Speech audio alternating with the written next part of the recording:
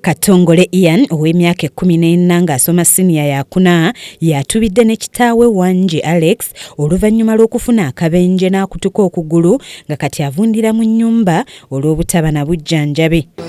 Nsinze busanga ku taata kuba singa taata abadde akola singa ebizibu byonna ebyo tebiriiwo, singa asoosasula ennyumba asobola okusasula n'engenda ku ssomero ffenna ne twebeezaawo naye kati tusobola.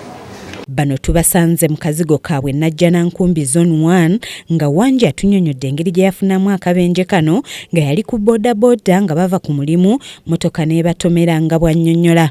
Nafuna accident mwe njifuna nenkutuka okugulu nenkutuka wano nenkutuka na wano wakutuka nnyo ne muvaamu neki neggumba. Agamba nti mu mwaka ogwa 2013 yateekebwamu ebyuma mu kugulu era n'addamu okukakkala by'emirimu kyokka mu biseera eby'omuggalo yali ava gy'akolera abasirikale abaali bakwasisa ebiragiro bya kafyu ne babakuba omuggo olwo pikipiki n'emugwira okugulu okulimu ekyuma ne kyewetera mu nnyama. Nali ku bodaboda kati owa bodaboda budde bwalikoze ekibuyise nga nva mu tawuni. Omusajja yankuba mu mugongo kiti yafa nti oba ddereeva oba n'omusaabaze yatukuba waya n'akuba ddereeva piki n'egwa n'engwira. Kati bwe yangwira ekijjukira ndimu ebyuma kati bima batandika okuleeta amasira gava wano aga wano wo kasita olaba kati wano wawonye okwata bomba eno okusikamu amasira. Mu kiseera kino yeetaaga obukadde 5 okusobola okumulongoosa ng'asinzidde wano n'asaba abazira kisa okumudduukirira kubanga obulumi bwalimu bungi nga n'ekyokulya mutabani we yakinoonya ng'ate n'edduuka lya spare lyalina omukozi yalisuula. Ebiseera ebisinga kasita tugula empeke emmere olumu omwana wange agenda n'apakasa gy'agenza olumu bayinza okumuwa olinamuwa akawunga kati bino ebya covid mu musaala gwe n'amuwamu akawunga n'ebijanjaalo natufumba. Ngendanga ku site bwezityo nenkola okukima amazzi olina gamba jangu kimirayo amazzi nkuwe sente bweziti n'ogera n'omukimira amazzi waliwawo okwoza engoye n'ogera n'oyumuga jangu njolezeeko n'ogenda n'oyoza ne bakuwa sente neera ne sente ezo ziba tezimala kuba kubaako okulya ewaka eddagala lya taata kati ebisale ebingi ziba tezimala.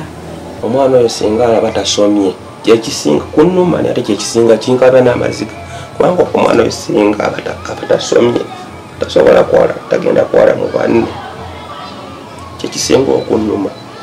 Kati ndi mulwadde sikola kati nemune bagambe kati abaana baddeyo okusoma aba asigalawo aba atuula ewaka aba tagenda kwala mu baki mu banne lwakuba nti mutabani we Katongole atubulidde embeera gy'ayitamu okufuna ekyokulya n'ensimbi ezigulira kitaawe eddagala wamu n'okusasula ennyumba nga naye alaajanidde abazira kisa okumudduukirira taata we asobole okuwona kubanga tamanyi oba aneeyongerayo n'emisomo gye kubanga agezezzaako okukuŋŋaanya ssente ezijjanjaba kitaawe wabula zikyagaanya okuwera.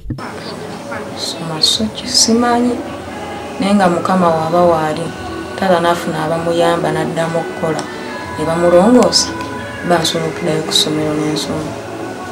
Nsaba yenna muzira kisa yenna atuyambe taata wange bamutwale mu ddwaliro bamuyambe addemu okukola bamulongoose. Njagala omuzira kisa yenna aba abalabi ba KSTV banyambe banziggyemu ebyuma banziggyemu ebyuma bino ne batereza okugumba nsobola okukola nenkolerera omwana wange n'asobola okugenda ku ssomero nabeera ng'asomyeko. Omuntu atasomyako n'abona nnyo kowola omuzira kisa yenna omulabi wa KSTV anyamba obuyambi embeera si nnungi.